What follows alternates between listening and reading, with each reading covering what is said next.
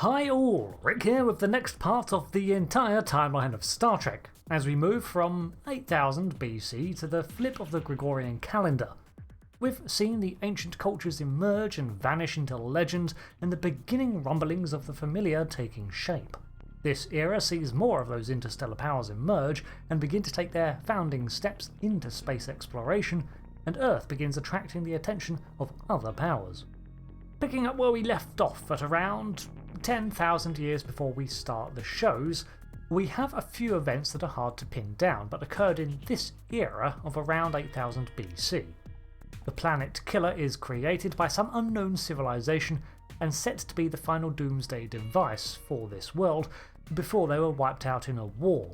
It may be extragalactic in origin or created within the Milky Way, as its course remains unclear.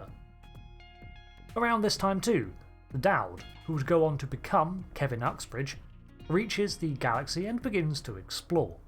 And according to Klingon mythology, it's in this era too that the Klingon gods were slain by Kortar, placing their creation myth at around this era. On a galactic scene, the planets Orion and Rigel are both beginning to explore the galaxy with interstellar travel. However, after encountering each other, they do not get along, and war erupts between the two young empires involving the use of nuclear weapons. The Kalandan civilization reached its height of power and advancement, being able to construct entire planetoids and developing an advanced transporter system that could cover light years. Projections and hyper-advanced AI rounded out their achievements. However, they accidentally created a pathogen from which there was no cure that rapidly spread among every outpost through their supply chains and wiped the entire population out, leaving behind echoes of their powers and developments. Meanwhile, on Earth, this domestication and agriculture thing is gaining traction elsewhere, with the Neolithic revolution in full swing, and with stable food sources came population booms. At 750,000 BC, a cunning Ferengi named Gint the Rotund machinates his way to the highest rungs of power through capitalist exploitation and codifies the rules of acquisition into law, becoming the first Grand Nagus of Ferenginar. Over the following centuries, Ferenginar becomes an interstellar power through unknown methods, although some believe they reverse engineered or simply purchased warp technology and ships until they'd developed their own. Not spacefaring just yet, though. Zakdawn intelligence and keen tactical insights, a natural trait of their species, contributed to the victory of several other powers who had consulted them, and by 6600 BC the Zakdawn were known as the galaxy's most brilliant strategists, frequently eclipsing computer-simulated models. In 5759 BC, Trelane was born, or spawned, snapped into existence, however it works, of course assuming a linear timeline, which is doubtful. At around 5000 BC, Kukulkan visited Earth, the serpentine dragon advising and influencing Mayan, Aztec, Egyptian and other ancient human civilizations, and becoming the basis for the legends of Quetzalcoatl and the Chinese dragon.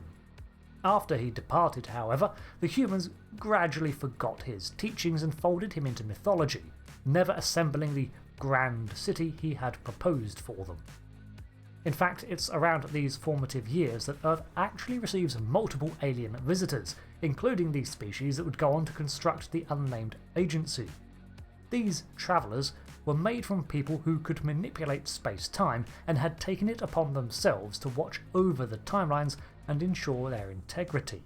As they operate all throughout time, it's hard to pin down an origin date, but they took samples of sentience from every planet they needed, including humans from Earth, to form their own supervisors and embedded agents.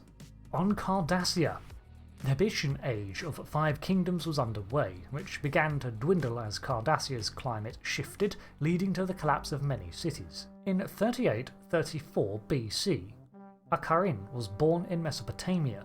An abnormality in his genetic code, unknown in origin, rendered him immortal.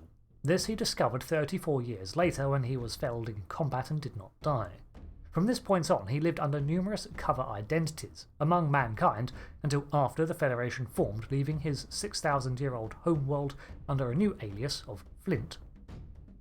In 3733 BC, The leader of Beta 3, Landru, created a philosophy of enforced peace, known as the Unity of Good, and ended violence on his world. His goal was successful, however he created an AI in his image to maintain the enforcement of his ideals after his passing, creating an oppressive, stagnant doctrine for the next 6,000 years. Back in the galactic neighbourhood, the conflicts between Rigelians and Orions were still ongoing, and the first reports were emerging of Orion acts of piracy in 3587 BC. Earth is entering into its Bronze Age now, and construction of Stonehenge probably began around 3100 BC, but revisions, additions and alterations would see the exact date hard to pin down. You know, someone should really begin to invent a form of documentation so we could record all of these things. In 2833 BC, the Methuselah tree sprouted. This is not a Trek fact, just a real-world notation of the oldest tree that is still alive to this day, and that's amazing. All this activity seems to attract another alien species, as they decided to visit and impose their will on mankind in 2700 BC. This time in the form of the Greek gods from Pollux IV. Residing on Olympus, they enjoyed deification until mankind began to move on from their reliance on the Greek pantheon. From here they departed Earth, returning to Pollux, eventually allowing themselves to dissipate many centuries later. Elsewhere on Earth, humans are stacking big bricks in Giza. Over on Vulcan, around 2500 BC, the first teachings of emotional suppression were beginning in pre-Surak times, amid what was still a militant and violent people. At this time they were yet to be codified into a proper system, but the notions were there. Meanwhile, back here on Earth, the Akkadian Empire emerges, often cited as the first true empire, however that definition gets a bit murky the more you explore it. Speaking of empires, at this time, the persecution of the changelings throughout the Gamma Quadrant was reaching its zenith, with their original homeworld being discovered and forcing them to become a nomadic species.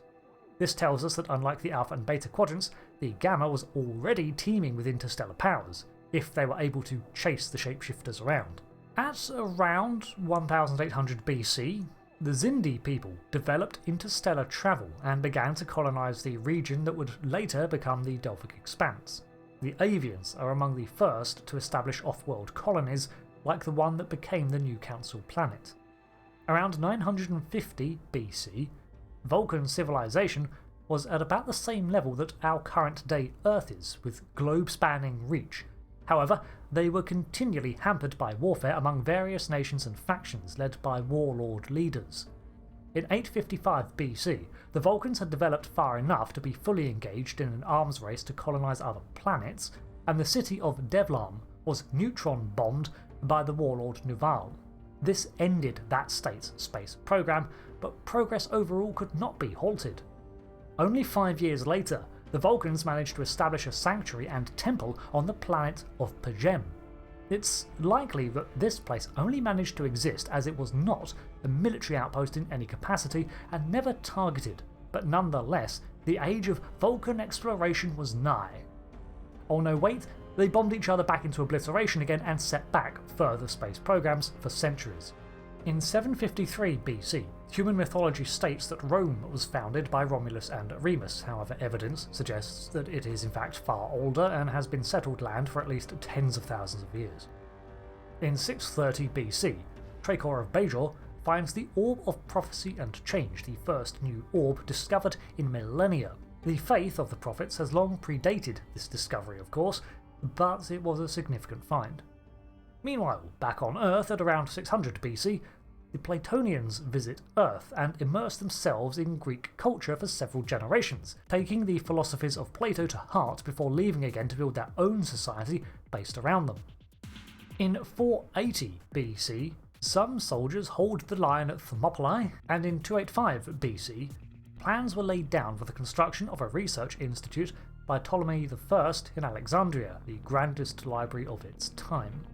At 40 BC, the bioorganic sphere documented Kaminar, noting the Kelpians as the dominant predatory species of that planet. This part of the timeline ends with the birth of a possibly magic baby on Earth, and a few years later the calendar is flipped to enter into Anno Domini. An interesting and recurring element of this time is that we can now see lots of intervention in the affairs of other powers, especially humans.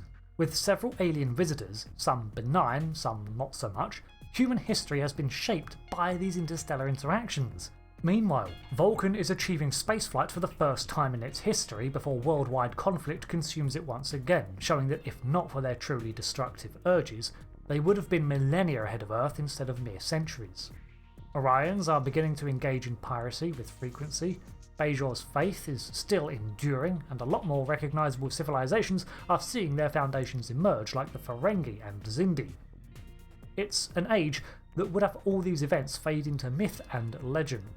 Although this is simply because, at least from Earth, we're entering into a time where more and more documentation existed, so we can formulate stories around them, and in-universe it could be reasoned to be much the same. We have documented encounters with these visitors, something the original series in particular was fond of introducing. The stage is being set now for the emergence of the galaxy as we see it in Trek, with most famous species being planet-bound still. While the Roman Empire was forming, the Vulcans were immersed in a much more advanced culture that was busy blowing itself up and taking steps back again. The Klingon Empire had yet to even hear of Kahless, and was still minding its own business. The local area of space was ruled mostly by the Rigelians and Orions, who were using a mixture of sublight and early warp vessels to get around with a very limited area.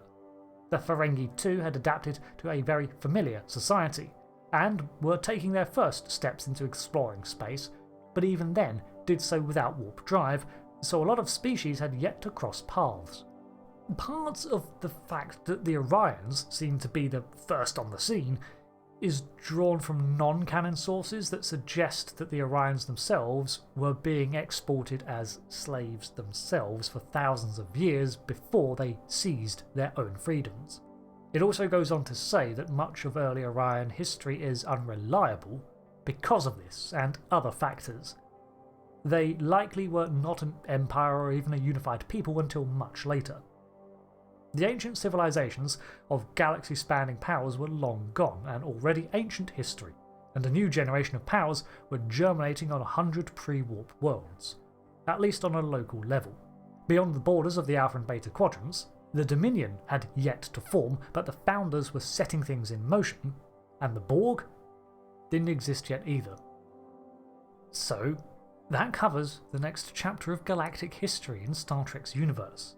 The last parts covered billions to millions of years, and now we're down to thousands. So, until the next part, I've been Rick, and I'll see you later. Thanks again, and goodbye.